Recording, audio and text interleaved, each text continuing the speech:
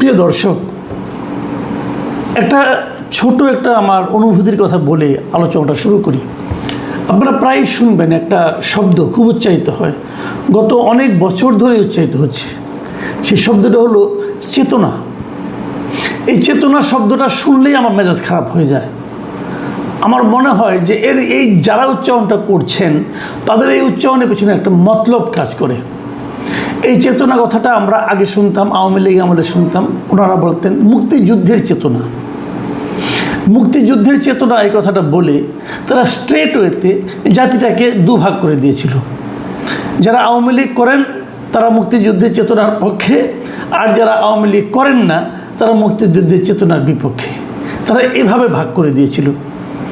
মুক্তিযুদ্ধের চেতনার পক্ষে থেকেও যে আওয়ামী লীগ না করা যায় এই কথাটা তারা মানতেই চান না, এবং এটা করার মাধ্যমে জাতিকে বিভক্ত করা হয়েছিল এবং মানুষে মানুষে একটা বিভেদ তৈরি করা হয়েছিল। ঠিক একই জিনিস যখন আওয়ামী লীগ সরকারের পতন হলো, আমরা ভেবেছিলাম জাতি বোধহয় এবার ঐক্যবদ্ধ হবে, কিন্তু এখন আমরা দেখলাম আবার এলো একটা জুলাই চেতনা।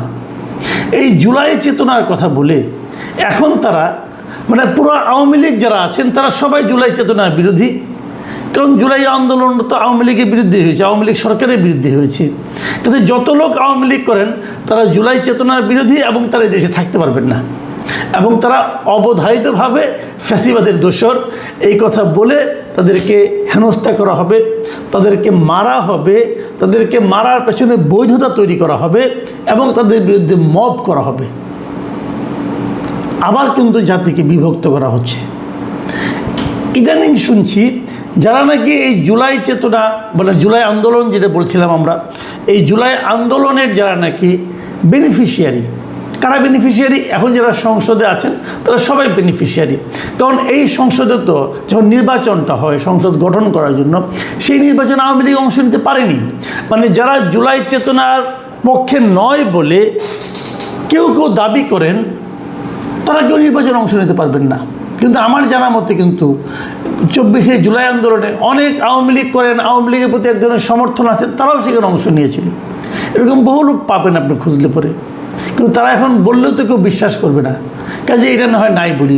তো যারা বেনিফিশিয়ারি তাদের মধ্যে আবার এখন একটা বিভেদ চলছে, একে অপরকে দোষারোপের বিষয়টা চলছে। জামাত এনসিপি তারা বলছে যে বিএনপি নাকি জুলাই চেতনার সঙ্গে গাদ্দারি করেছে। আবার বিএনপির পক্ষ থেকে বলা হচ্ছে আমরা জুলাই চেতনার পক্ষে আছি, ওরা বাড়াবাড়ি করছে। তার আবার বিভক্তি, ঘরের মধ্যে ঘর, তার মধ্যে আরেক ঘর। এখন কোন ঘর যে আসল এটাই তো বুঝতে পারছি না। দেখুন, আপনি দেখবেন গত কয়েকদিনের পত্রপত্রিকা পড়েন, গত কয়েকদিনে বিভিন্ন নেতৃবৃন্দের কথা শুনলেই বুঝবেন। দুদিন আগে দেখলাম জামাতের যে সেক্রেটারি জেনারেল মিয়া গোলাম পরওয়ার, তিনি বলছেন জুলাই চেতনা থেকে মুখ ফিরিয়ে নিচ্ছে বিএনপি সরকার। এবং তার বক্তব্য হলো, ওনার বক্তব্যটা আমি যদি হুবহু আপনাদেরকে পড়ে শোনাই, যে বিএনপির সংসদ সদস্যরা পার্লামেন্টে এবং টকশোতে জুলাইয়ের চেতনার বিরুদ্ধে কথা বলছেন, এমনকি তারা আওয়ামী লীগের খুনিদের প্রশ্রয় দিয়ে এদেশে অনুপ্রবেশের পক্ষে সহানুভূতি দেখাচ্ছেন। বুঝলেন, এখন দুটো কথা কিন্তু, একটা হলো যে তারা জুলাই চেতনার বিরুদ্ধেই কথা বলছেন, কেবল শিবরামে যদি মুখ ফিরিয়ে নিয়েছেন, তারা বলছেন তারা বিরুদ্ধে কথা বলছেন। এবং আরেকটা কি বলছেন, যে আওয়ামী লীগের যারা খুনি আছে তাদেরকে এদেশে অনুপ্রবেশের পক্ষে সহানুভূতি দেখাচ্ছেন। তারা এদেশে অনুপ্রবেশ করতে পারবে না। কেন পারবে না? তারা যদি অপরাধী হয় তাহলে তো আপনি বিচার করবেন। তো বিচার করতে হলে তাদেরকে এদেশে আনতে হবে না? আপনি এদেশে না এনে কীভাবে বিচার করবেন? কষ্ট করে নিয়ে আসার চেয়ে তারা যদি ইজিলি চলে আসে, আসুক না, বিচার করেন। মোদ্দা কথা হলো তারা নিজেদেরকে ছাড়া আর কাউকে সঠিক মনে করছে না, বাদবাকি সবাই খারাপ। একমাত্র ওনারাই ভালো, আর কেউ জুলাই চেতনা বুঝে না। একমাত্র ওনারাই জুলাইয়ের চেতনার ধারক বাহক, আর সবাই হলো গিয়ে এই বলে এটা সবাই ধুনচা। হ্যাঁ, এটা নাকি রে ভাই? তো এই যে মানসিকতাটা যে আমি ঠিক আর বাদবাকি সবাই ভুল, এই মানসিকতাটা হলো খারাপ। এবং বিএনপি যে জুলাই চেতনার পক্ষে নয় সেটা প্রমাণ করার জন্য তারা কি বলছে? তারা বলছে এই মিয়া গোলাম পরোয়ার বলছেন যে সরকার যদি সত্যই জুলাইয়ের চেতনায় বিশ্বাস করে তবে জুলাইয়ের সনদের ভিত্তিতে অনুষ্ঠিত গণভোটে 70% মানুষের দেওয়া রায় অবিলম্বে কার্যকর করতে হবে। ওই গণভোটে মানুষ 84টি ঐক্যমত্যের সংস্কার প্রস্তাবের পক্ষে হাঁ ভোট দিয়েছিল। বুঝেন এবার, মানে ওনারা বলছেন যে যদি জুলাই চেতনায় বিশ্বাস করে তাহলে গণভোটের রায়কে মানতে হবে। ভাই গণভোটটা কী ছিল? গণভোটটা কীভাবে হয়? এবার সংসদে গণভোট ঢোকানোর কথা বলা হচ্ছে। কয়েকদিন আগে আদালতের রায় হয়েছিল। গণভোটটা আমাদের সংবিধানের একটা অংশ ছিল, কিন্তু আওয়ামী লীগ সরকারের আমলে যখন তারা তত্ত্বাবধায়ক সরকারকে বাতিল করে দিল, এই সংবিধান থেকে বের করে দিল, তখন তারা গণভোটকেও বাতিল করে দিয়েছিল। তো তখন তো যেটা ওই সরকার ছিল একটা সাংবিধানিক সরকার, মানে ডক্টর ইউনূসের সরকার।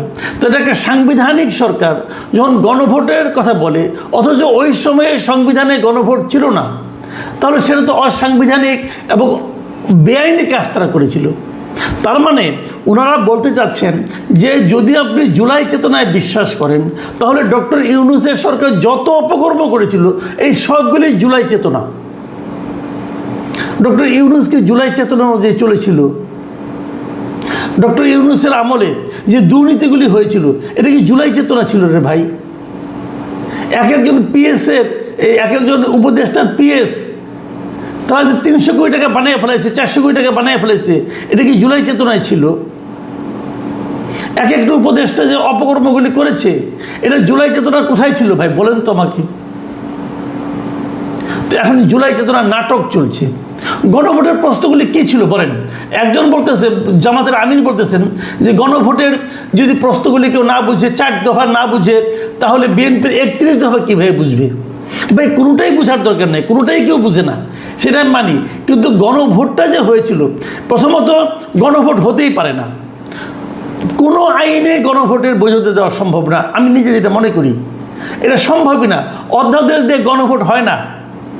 যারা নাকি অধ্যাদেশের মিনিমাম জিনিসটা বুঝেন তারা জানবেন। আর গণভোটে যে 4টা প্রশ্ন ছিল, আমি এটা ওই সময় বহুবার বলেছি যে 4টা প্রশ্নের কখনো হ্যাঁ না হয় না। কেউ থাকবে একটা প্রশ্নকে হ্যাঁ বলবে, আরেকটা প্রশ্নকে না বলবে। কিন্তু আপনি যে 4টাকে একবারে হ্যাঁ দিচ্ছেন, 4টা প্রশ্নের মধ্যে আলাদা থাকতো, আলাদা ছিল, কিন্তু উত্তর ছিল এক জায়গায় হ্যাঁ অথবা না।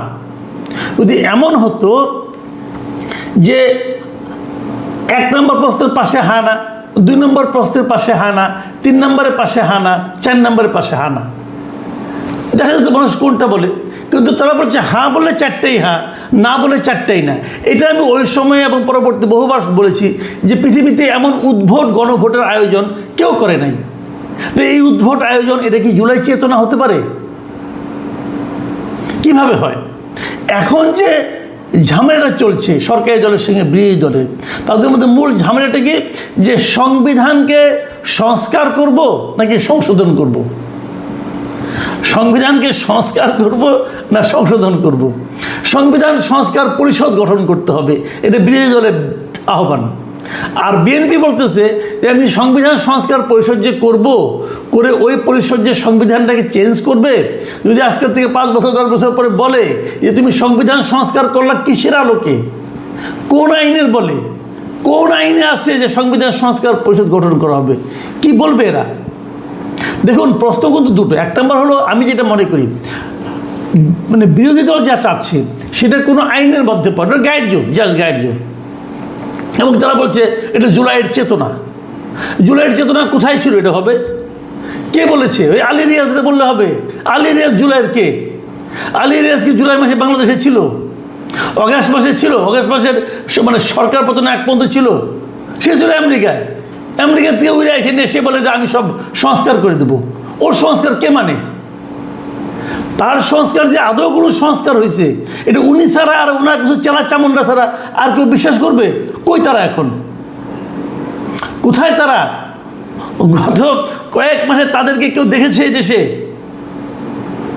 এই বিদেশ থেকে এসে এই দেশের টাকা পয়সা কিছু মৎসব করে, অপচয় করে, কয়েকদিন সময় নষ্ট করে ওরা আসলে এসেছিল ডক্টর ইউনূসের সরকারকে প্রলম্বিত করার জন্য, সংস্কার নামে প্রলম্বিত করার জন্য। তো এই যে তারা যে কাজগুলো করেছে এটি তো কোনো আইনগত ভিত্তি নাই। আপনি বলবেন এটা বিপ্লবী সরকার, না, এটা তো বিপ্লবী সরকার ছিল না। ডক্টর ইউনূস তো একবারের জন্য বলেন নাই উনি বিপ্লবী সরকার করেছেন। উনি বলেছেন এটা একটা সাংবিধানিক সরকার। সাংবিধানিক সরকার অর্থ কী? যে সংবিধান অনুযায়ী এই সরকার চলবে। তা কি চলেছিল? চলে নাই তো। খালি গোয়ার্তমি করলে তো হবে না। এখন ওই নাসিরউদ্দিন পাটোয়ারি কি বলতেছে, নাহিদ ইসলাম কি বলতেছেন, তো ওনাদের বক্তব্য অনুযায়ী কি দেশ চলবে? দেশ চলবে আইন দিয়ে, দেশ চলবে সংবিধান দিয়ে। আচ্ছা ঠিক আছে, এটা নয় বুঝলাম, কিন্তু তখন যে প্রশ্নটা বা বিরোধী দল করে যে তাহলে জুলাই সনদে বিএনপি স্বাক্ষর করলো কেন? এটাও একটা ভ্যালিড কোশ্চেন। কেন করলো? তখন তো এগুলো বিএনপি সরকার মেনে এসেছে। যদি বিএনপি সরকার মনে করে যে গণভোটটা অবৈধ ছিল, তাহলে তারা গণভোটের পক্ষে হা ভোট দিতে বললো কেন? তারেক রহমান তো বলছে যে গণভোটের পক্ষে হা ভোট দেন। এখন বিএনপি বলতেছে যে তখন যদি আমরা এটা না বলতাম তাহলে হয়তো ওই সরকার নির্বাচন দিত না। তার মানে তারা ভয় পাইছে, তার মানে তারা জনগণের শক্তির চেয়ে ওই ইউনূস সরকারের শক্তির উপর বেশি নির্ভরশীল ছিল। একটা জনগণের সরকারের এই ক্যারেক্টার হবে কেন? এটা কি এক ধরনের প্রতারণা নয়? এটাও কিন্তু এক ধরনের প্রতারণা। তাহলে একটা প্রতারণার মাধ্যমে যদি সরকার গঠিত হয়, সেই সরকারকে আমি জনগণের সরকার বলবো কেন? আপনি তো জনগণের কাছে প্রতারণা করেছেন। আপনি জনগণকে বলেছেন আপনারা হা ভোট দেন, এখন বলেন আমি গণভোট মানি না। এটা আমি বলছি, আমি শুরু থেকে বলে আসছি, আমি একটা সাধারণ মানুষ, আমি বলতেই পারি, আমি আমার যুক্তিতে বলতেছি। কিন্তু আমি তো এই বলার মাধ্যমে কারোর কাছ থেকে ভোট চাই নাই। আপনি তো ভোট চেয়েছেন, যে হা ভোট দেন বলতে বলেছেন। আপনার কথায় বিশ্বাস করে লোকে হা ভোট দিছে, দেওয়ার পরে এখন বলেন আপনি এটা মানি না। তাহলে তখন বললেন কেন? তখন তো আপনিও বিশ্বাস করতেন না। যেটা বিশ্বাস করতেন না সেটা বললেন কেন? আর বললেন তো বললেন জনগণকে বললেন কেন? জনগণের কাছে আপনার ক্ষমা চাওয়া উচিত। ক্ষমা চাইছেন এ পর্যন্ত? আবার দেখুন, ডক্টর ইউনূসের সরকার যদি আপনার এতই পেয়ারের হয়ে থাকে, তাহলে তার দেওয়া সিস্টেমগুলো আপনি মানতেছেন না কেন? গণভোট তো ইউনূস সরকারই দিছে। আবার ইউনূস সরকারের সঙ্গে যদি আপনি বিরোধ থেকে থাকে, তাহলে তার উপদেষ্টাকে নিয়ে আপনি আবার মন্ত্রী বানাইছেন কেন? তার অ্যাটর্নি জেনারেলকে নিয়ে আপনি মন্ত্রী বানাইছেন কেন? তো আবার তার উপদেষ্টাদের যত অনিয়ম নিয়ে যখন মামলা হয়, সেই মামলাগুলি গৃহীত হচ্ছে না কেন? সব মিলিয়ে একটা জগা খিচুড়ি অবস্থা, এবং সব মিলিয়ে চেতনা নিয়ে ব্যবসা করার একটা আকাঙ্ক্ষা, একটা মতলব। এই চেতনার ব্যবসা কিন্তু সবাই করতেছে।